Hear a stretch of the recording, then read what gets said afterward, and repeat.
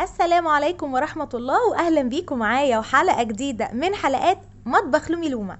يلا بينا، النهاردة هنعمل تالت أكلة ولا تاني أكلة من الأكلات بتاعت الأسبوع اللي أنا كنت مفرزاها معاكم، وهي اللوبيا.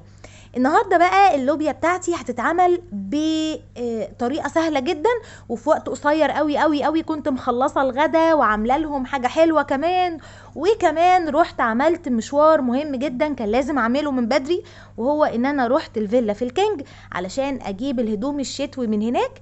لان طبعا انتوا عارفين اني انا في الصيف الهدوم الصيفي بتبقى موجودة هناك، اما في الشتاء الهدوم الشتوي بتبقى موجودة هنا. فكان في هدوم هناك وهدوم هنا، فظبطت الدنيا وظبطت الشنط ورحت انا والحاج ربنا يديله الصحة يا رب هودني، وقام كده الصبح نشيط معايا ورحنا. عملنا المهمة دي الأول ورجعنا. ودلوقتي بعد ما رجعت يا دوب غيرت هدومي ودخلت على المطبخ وقلت أجهز لهم الغدا. زي ما انتوا شايفين كده المطبخ كان رايق أصلا من بالليل. تمام. طبعا بما اني عارفة نفسي نازلة الصبح وعندي مشاوير فلازم أخلص حاجتي من بالليل. اول حاجه عملتها زي ما انتوا شايفين، قطعت الطماطم وحطيتها في شفشق الخلاط وهضربها كويس قوي. وانا والطماطم بتتضرب كده هبتدي افرم البصل في الكبه. وطبعا مع البصل نحط بقى قرن فلفل اخضر حراق كده يدي الاكله بتاعتي تيست حلو كده. اهو قرن فلفل حراق مع البصل هضربهم الاتنين مع بعض كويس. فرم ناعم، مش ناعم قوي يعني، ولكن كأنك مقطعه على ايدك. تمام. يلا يا قمر يا اللي بتتفرجي عليا ولسه ما اشتركتيش، اشتركي وحطي لايك للفيديو بقى. زي ما انتوا شايفين كده ضربت البصل بتاعي وهروح بقى يلا بينا نحط الحله بتاعتنا على البوتاجاز ونبتدي نشتغل. بس قبل ما نشتغل هنبتدي نجهز اللحمه بتاعتي. النهارده انا هعمل اللحمه ضاني، يعني انا هعمل اللوبيا بتاعتي باللحمه الضاني. كان عندي طبق فيه لحمه ضاني في التلاجة طلعته، لقيت الطبق كبير شويه هيبقى كتير يعني على الطبخه، فقلت اقسم الطبق نصين. اخدت قطع اللحمه الكبيره متقطعه كبيره شويه، قلت اقسمها على حتتين. يعني قطع اللحمه اللي لقيتها كبيره قلت اخلي حجمها مناسب يعني للطبيخ. خلاص. هنا بقطع قطع اللحمه زي ما انتوا شايفين علشان اقسم اللحمه بتاعتي، وشلت الباقي في الفريزر وهعمل الكميه اللي هتشوفوها دلوقتي دي. طبعا كل واحدة اضرب حالها، يعني كل واحدة عارفة ولادها بياكلوا قد ايه، الطاقة بتاعتهم قد ايه، فعلى اساس ده انت الوحيدة اللي تقدري تحددي كمية اللحمة اللي هتستخدميها. يعني لومي عملت كيلو ونص مالكيش دعوة بيها، يعني لومي اسرة كبيرة وعندي ما شاء الله ولادي كبار. ممكن تكوني انت عندك مثلا طفلين وانت وزوجك بس فتعملي كمية اقل. فهمتوا؟ يعني اختلاف الكمية على حسب اختلاف الاسرة. هنا بقى كان في كام قطعة سمين كده في اللحمة خدتهم، قلت بقى يدوا طعم حلو لليا اسمها ايه، للوبيا. وطبعا حطيتهم كده مع البصل، حطيت معلقة سمنة حطيت عليها البصل والفلفل وهشوحهم كده تشويحة حلوة مع شوية فلفل اسود. وطبعا ريحة البصل بقى مع حتتين السمين دول كانوا عاملين تيست رهيب للوبيا. شوحت البصل كده زي ما انتوا شايفين، لقيت كمية الدهون قليلة، زودت معلقتين كبار زيت ذرة. ليه حطيت زيت ذرة ما حطيتش سمنة؟ عشان ما يبقاش الموضوع تقيل قوي. خلاص. اهي اللحمة بتاعتي، اللحمة اصلا مش سمينة قوي يعني، فاهمين؟ يعني اللحمة احمر في سمين بسيط، وده ادى طعم حلو جدا للوبيا بتاعتي النهاردة. طيب هنشوح اللحمة كده زي ما انتوا شايفين. وطبعا اللحمة دي انا مطلعاها من بالليل وحطيتها في رف التلاجة علشان تفك براحتها. ما ينفعش تطلعي اللحمة من الفريزر على الرخامة من بالليل، لان انت كده بتكوني فيها بكتيريا. فتطلعيها تحطيها على رف التلاجة مش في المطبخ، ولما تيجي بقى تطبخي هتكون هي فكت براحتها. هنا بعد ما شوحت اللحمة بتاعتي نزلت بالطماطم بعد ما صفيتها طبعا، وهسيبها بقى تستوى في الصلصة.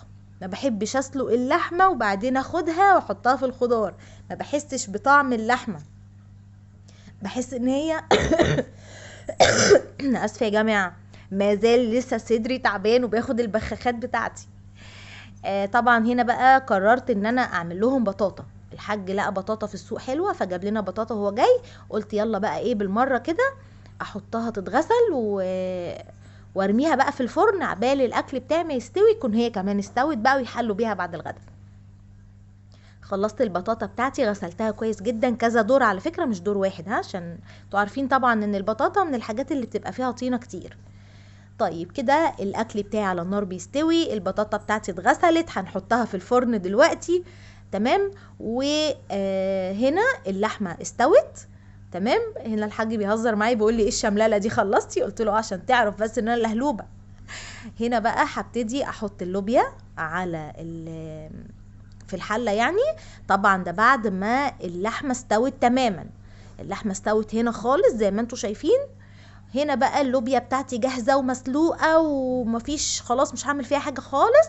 طلعتها وهي متجمده، ما تطلعيه، ما تسيبيش الحاجه تفك وهي متجمده. حطيتها كده في الحله، يا دوب هتاخد غلوايه واحده بس، وهظبط الملح والفلفل الاسمر شويه شطه، ويبقى كده الغدا بتاعي جاهز. فاضل لي بس شويه رز مع اللوبيا، شويه سلطه، ويبقى كده غدانا ما شاء الله النهارده خلاص.